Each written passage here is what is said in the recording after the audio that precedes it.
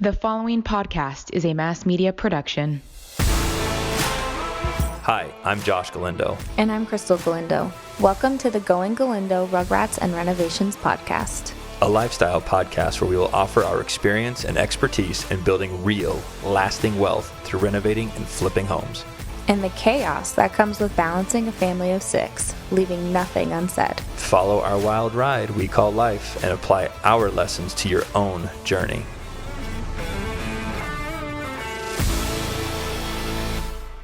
All right, good morning. Good morning. Welcome to Galindo Rugrats and Renovations Season 3.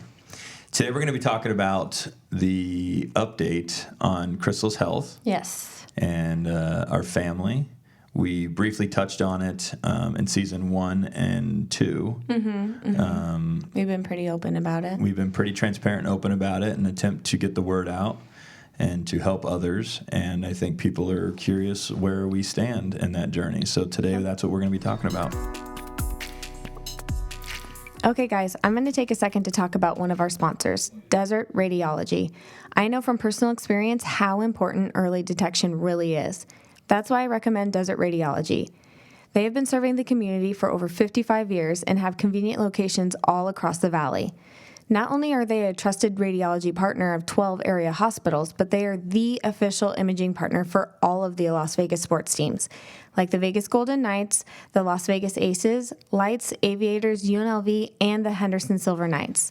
To learn more, visit their website at www.desertrad.com or make an appointment at 702-759-8600. I guess I'm a little nervous to talk about just talk about it in general.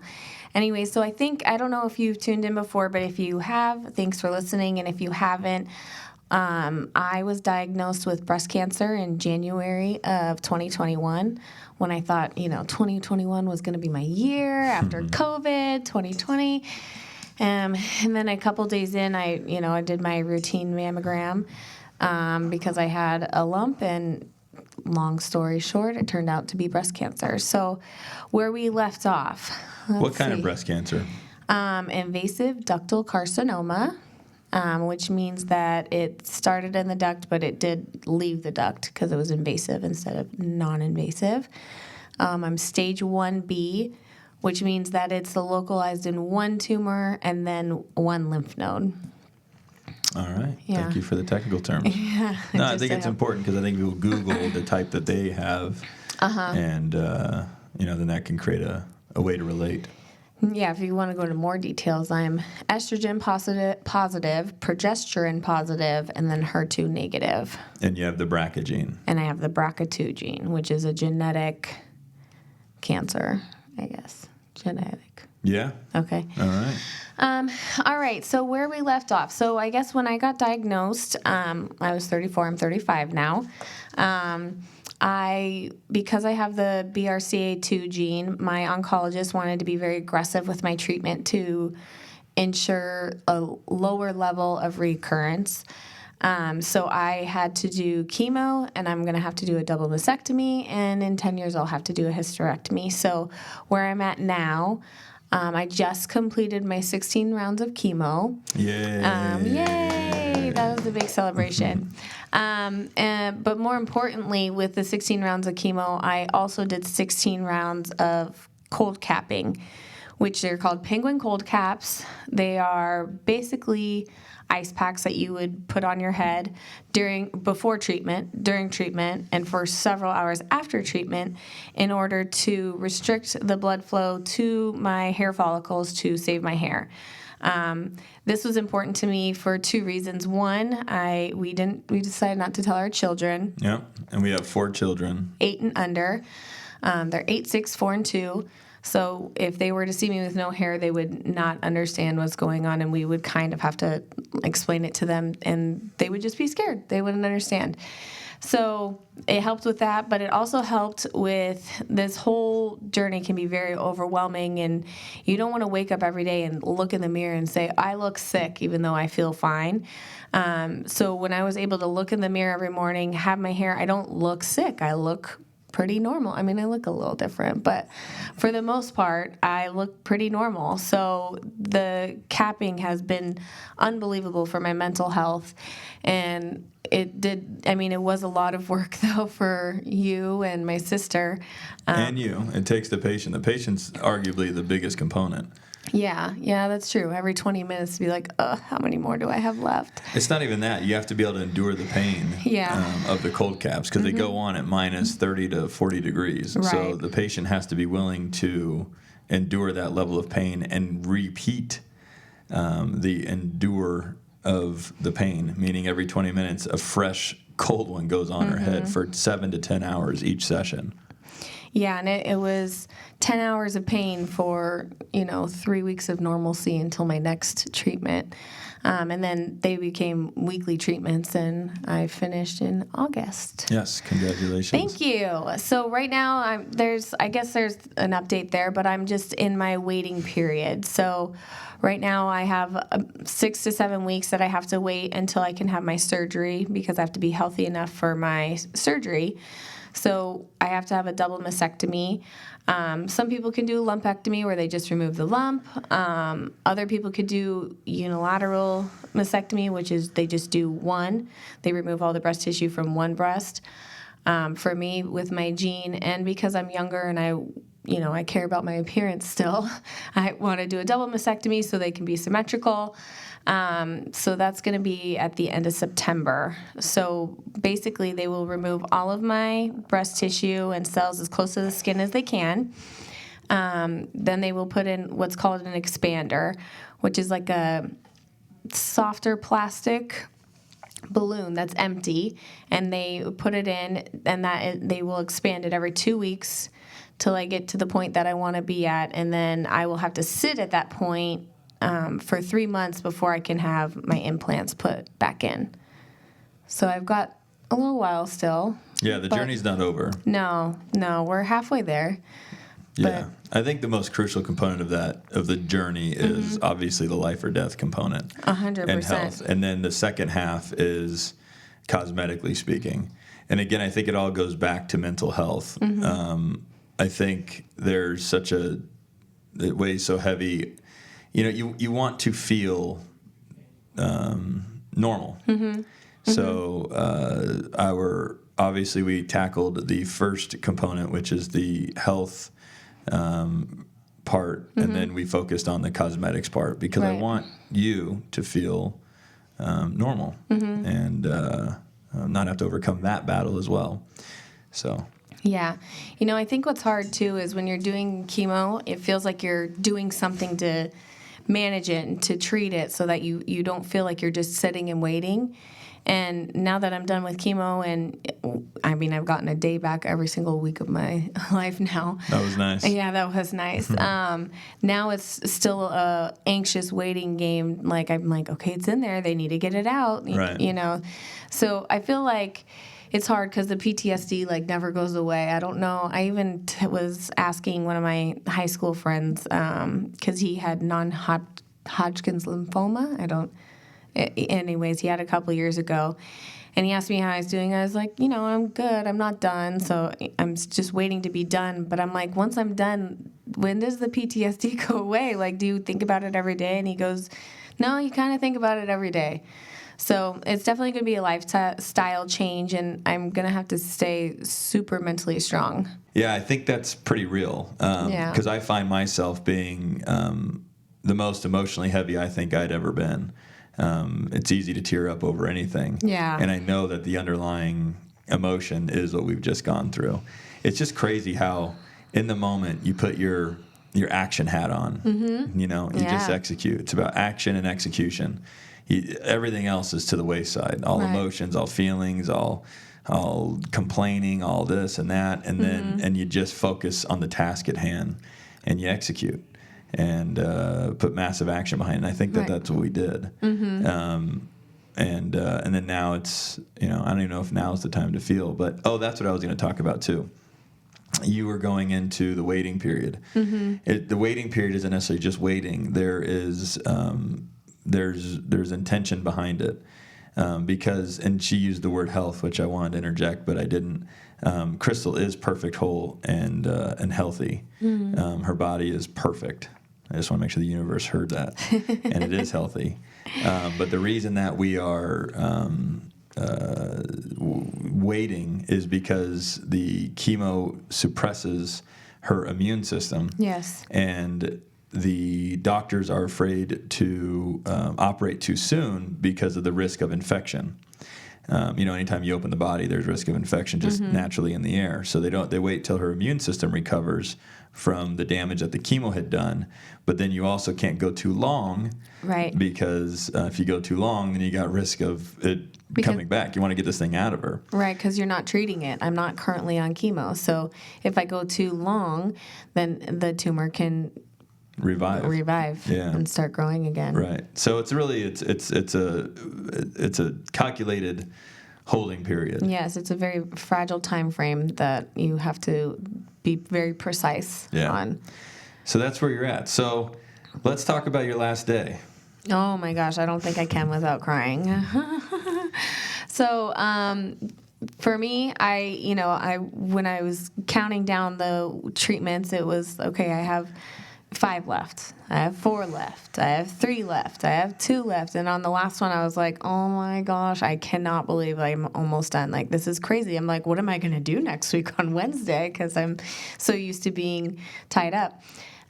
So during my treatment, Josh and my sister were like talking to me, trying to keep me awake, trying to keep me like engaged. And I was like, guys, I just want to take a little nap. Like, I just want to nap. Like, hopefully it goes by faster if I sleep. So I did fall asleep for a little bit, and I woke up to, I don't want to cry.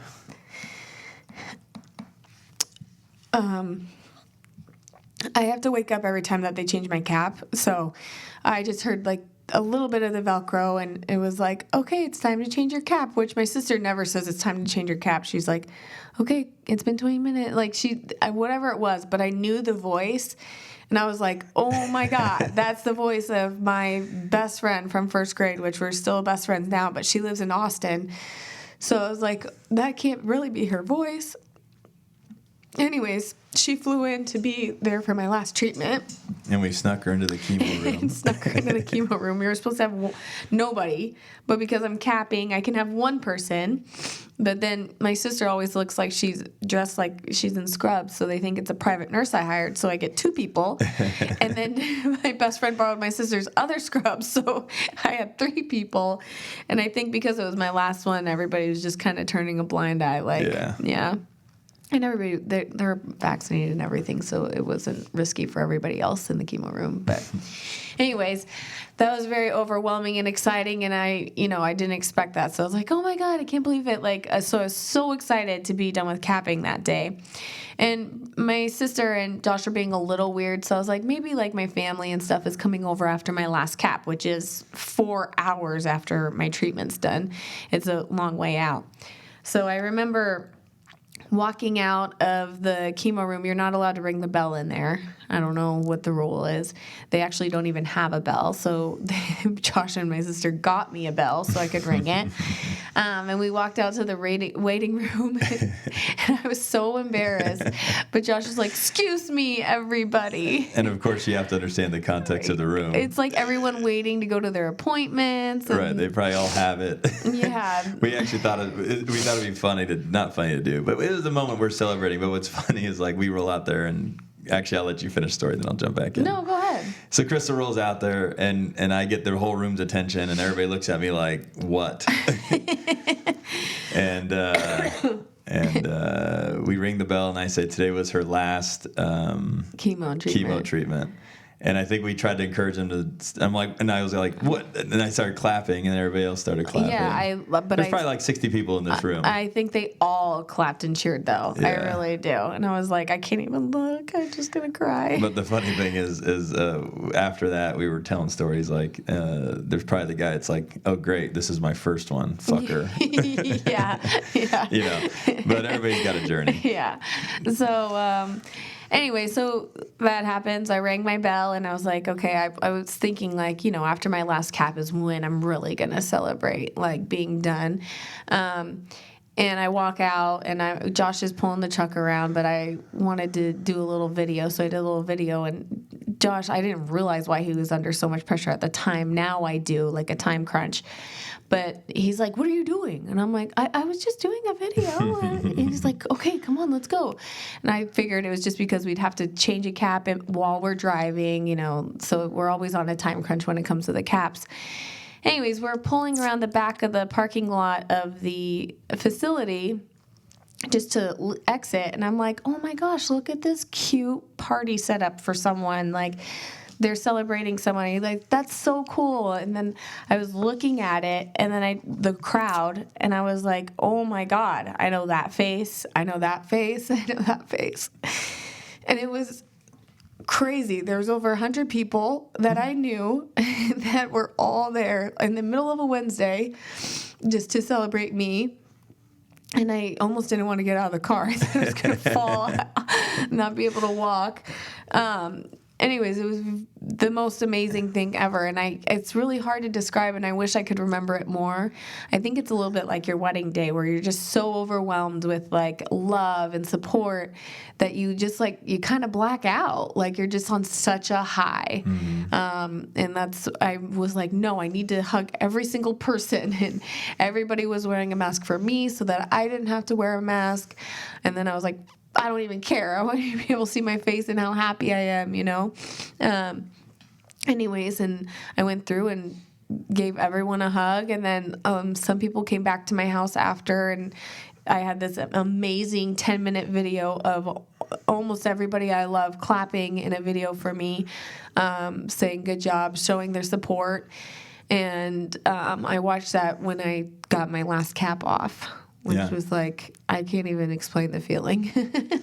So one of her friends actually captured the moment that the last cap came off with a really great video, and then put some good music behind it, and posted it and on TikTok and other social media outlets, and it ended up getting, it's probably up to 17 million views at this point. Over 20. Is it? Mm-hmm. It got 20 million I'm like, views. great, everybody knows me as the girl with the funny blue hat. I called it my crown, though. Krystal's TikTok famous, but no, people started reaching out and saying, I think she even got gifts in the mail. Yeah, I did. Yeah. I had a lot of support from people that I don't even know, and a lot of trolls too, but whatever, who cares about them? Yeah. So, and then I go into the last part of the video. Who do we get that specialty? Because I think it's fun to talk about the last part of the night. Yeah. Okay. So locally, our team here in Las Vegas is the Vegas Golden Knights. And recently, Josh and I have become bigger fans. Like, the games have just been so much fun. And really, like, throughout my treatment, those were really nice to look forward to. They were just so exhilarating. And, you know, you go and you can forget for a minute, like, enjoy your life that you are. I was given a new view on life, or outlook on life, so going to those games, you're just able to enjoy it more. I was, anyway. I think they were a good distraction for both of us last season. Yeah. So thanks for summing that up for me. Anyway, so Josh reached out to a friend of his who is friends with some of the guys on the team, so he was able to get Shea Theodore, Marc-Andre Fleury, and Alex Tuck to all wish me, like, congratulations on finishing my chemo, which is like, you know, when you're watching the video and they're like, hey, Krystal, it's like, oh my God, that's me. Like, that was me that they were talking to. That was so awesome. And then also Josh got two of the members from NSYNC, Chris and Lance, to also say congratulations to me. And it just showed, like, how much, like, extra work people went into it to give me support. And especially you were there the whole time. I don't even know when you had time to do all that. But now I know why you're telling me, no, you can't go on my phone. I'm like, what are you doing? Why can't I go on your phone? I just want to take a picture. I realize I can't be in your pictures because you had all those videos and everything in it. So here's where it got even funner. So Krystal, the party's kind of winding down, and I wouldn't call it a party, but close, intimate family and friends. Yeah. Winding down, Krystal goes outside to grab a car seat, do some car seat swapping for the kids. Because the morning of, I always have to swap car seats so everyone can help me with the kids. They need the car seats. So at the end of the day, I need to get all the car seats back to put them back in my car. Yeah. And a gentleman walks up to Krystal and goes, "Hey, who owns this house?" Yeah, and I was like, "Oh my God, thank you for your video. I just watched it." He was like, "Oh, okay, that is you." Like, he was like, he didn't know. But it was Alex Tech from Golden Knights, so that was crazy. I felt like I was in the Twilight Zone. The whole day was like a haze. I'm like, whoa, am I dreaming right now? Right. To end the night with Alex Stuck coming over to the house and I'm pretty sure out. He's like double my height. So I was like, whoa. Yeah. So what does this all mean to the listener? Because I think a lot of these episodes will be. It's quite remarkable how many people are impacted by this terrible event. Mm-hmm. And what I have learned amongst many, many things during this journey is I'm so thankful that we expressed it. We vocalized it. We celebrated the wins that we could. We put it on display. We weren't ashamed of it. We weren't embarrassed by it. We didn't put it into a trunk and hide and bury the trunk. We made sure the world got to see it. And I remember the first time we had that conversation, it was season 1, I guess. Season 1, the episode coming up. Or maybe season 2. Whatever, it was. But I really highly, highly encourage you to go back and listen to seasons 1 and 2 in relation to, I encourage you to listen to all the episodes, but specifically this one in relation to the breast cancer stuff. But I remember looking at you and going, do we tell the world? Do we tell people? What do we do? And something that we wanted to pride ourselves with on this podcast adventure that we're on was just be completely transparent with everybody and kind of open our lives up to everybody. Yeah. And I think it was probably one of the best decisions that we've made in this specific journey that we're on. I would agree. I think. Oh, sorry. Go ahead. But something I just want to make sure I touched on. I wanted to create a build up there. Was for those that are listening that may be going through this or know somebody that's going through this. I think I hate to even use this word, but I think it's the right word. Is celebrate the moment, and the celebrate may not be the right word because it's supposed to have joy around it, but I would celebrate the moment because it brings joy.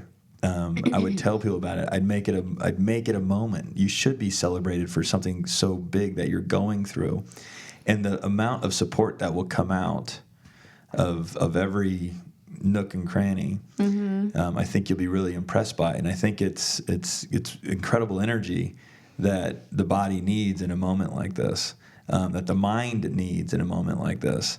I think it's really, really healthy to tell people. One, you get more resources. I think we've had that happen. People have reached out and said, I know this person, that person, I can help here or there. That was all extremely beneficial.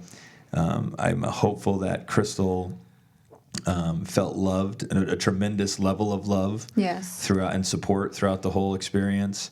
And keeping it a secret, none of that would have been there. No, I also think that for me, like you do think about it all the time. And if you don't think about it out loud, talking to people about it, then you're holding it in. You're giving it more energy. And it's all the negative thoughts that you're holding in and giving more energy. So for me, because of course I have my bad days where I feel like I'm damaged goods or I feel like I'm viewed as weak because I had to go through chemo, and chemo for the general population is like you're sick, you're weak, you're skinny, when really I gained 15 pounds, there's just different, it's just different. So I think that for me to share it with people and to receive so much love and support back, it also gets rid of those negative feelings. For the moment, sometimes they come back, but mostly it gets rid of it. For example, the night before my last chemo, I don't know why, but I was extremely irritable.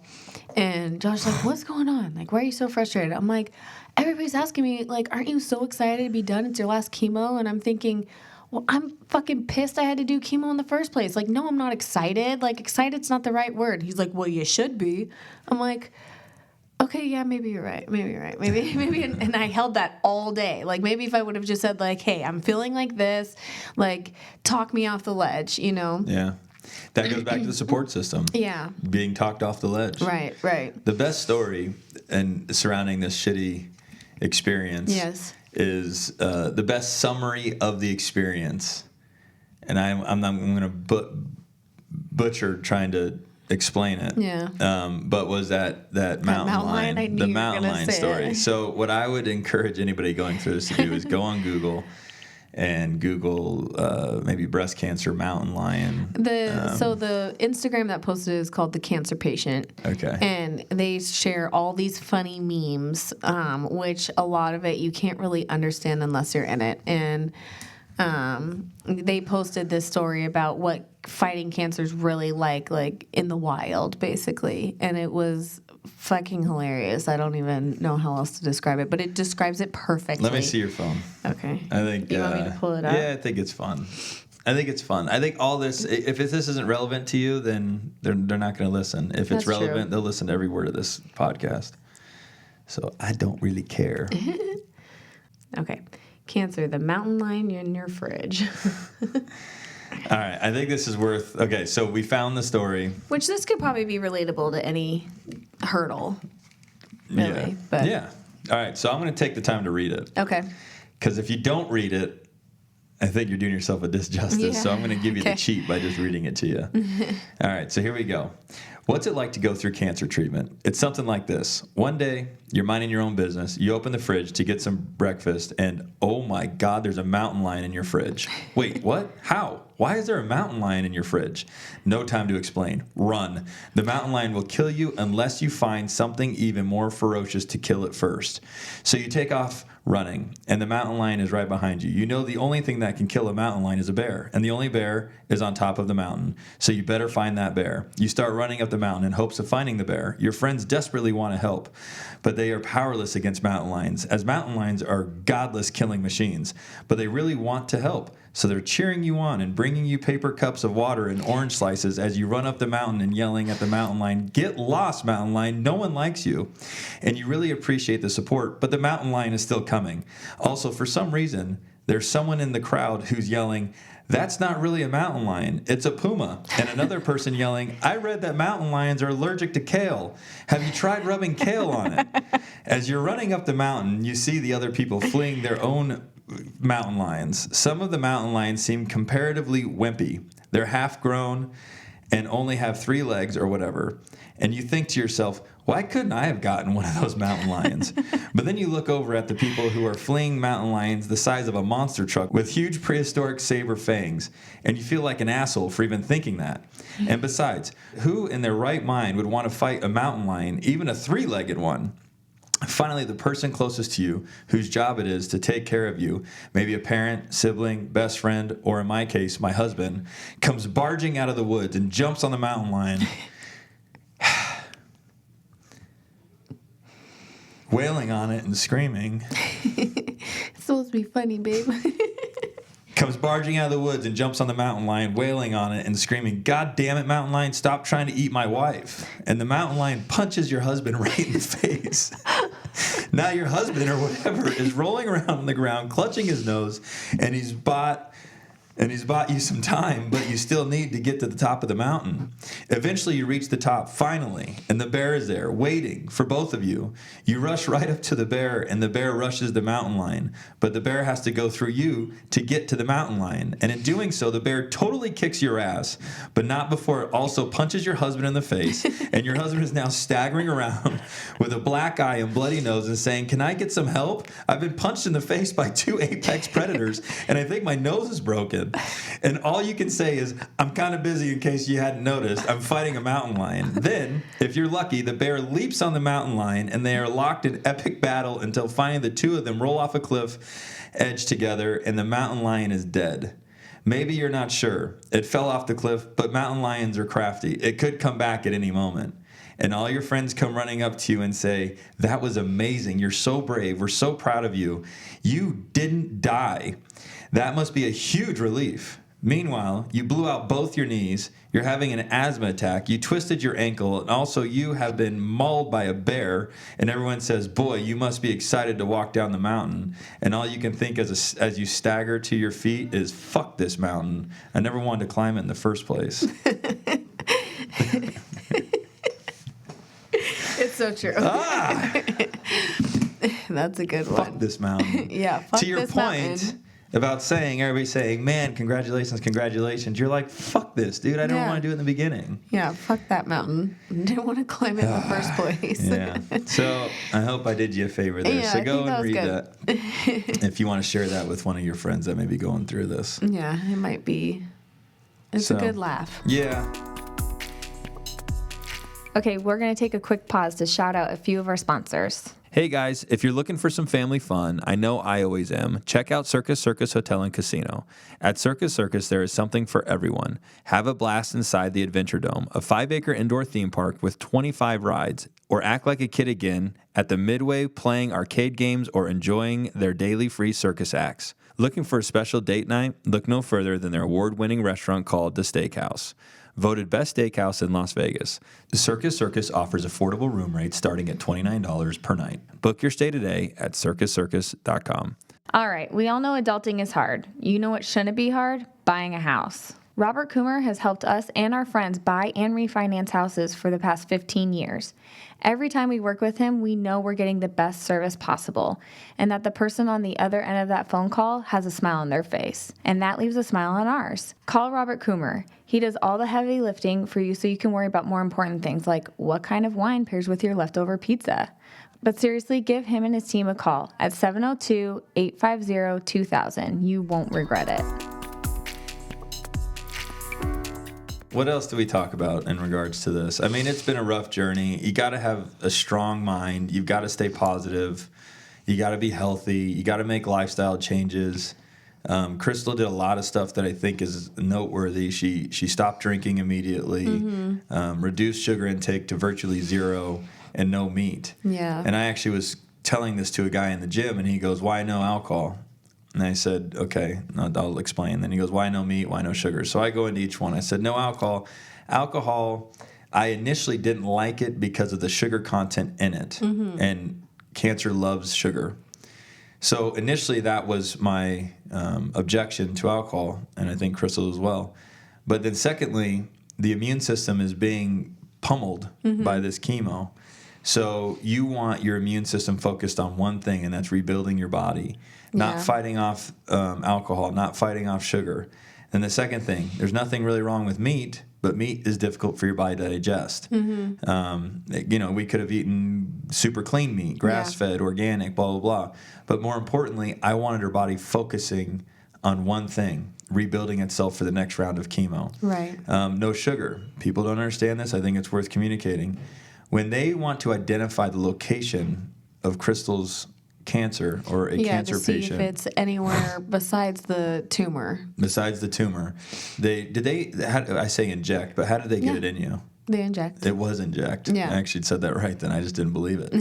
So they inject Krystal's body with sugar. Radioactive sugar. Slide her into a PET scan her body, and then wherever the cancer mites come out and start feeding on the sugar, they go, you got cancer there, and there. Mm-hmm.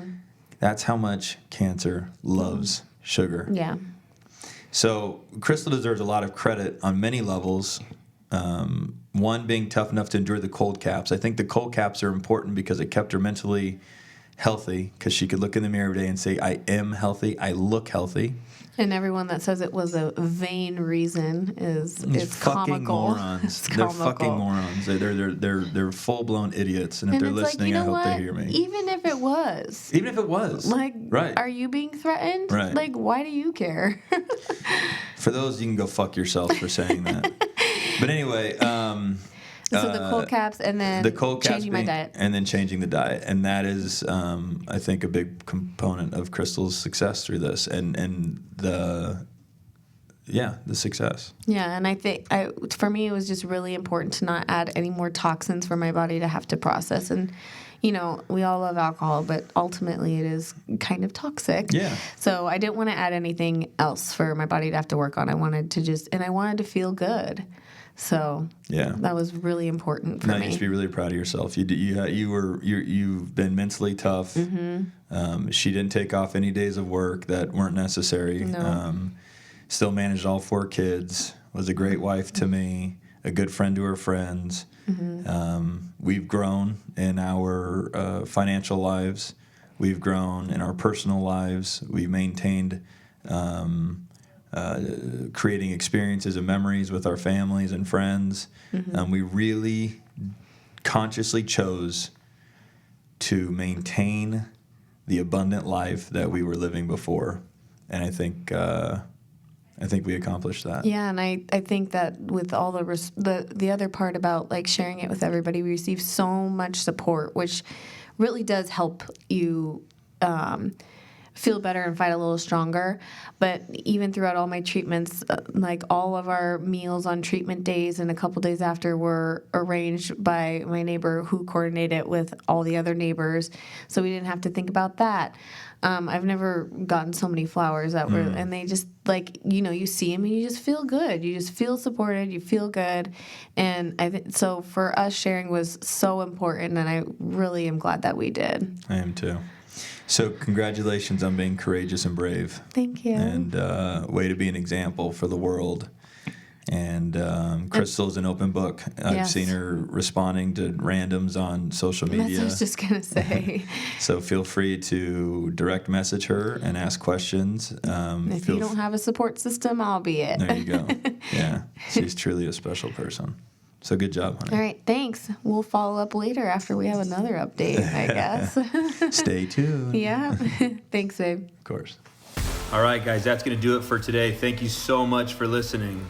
If you enjoyed the show, please rate, subscribe, and share our podcast. You can also connect with us on social media or at galindogrouprealestate.com. Until next time, thanks again for listening.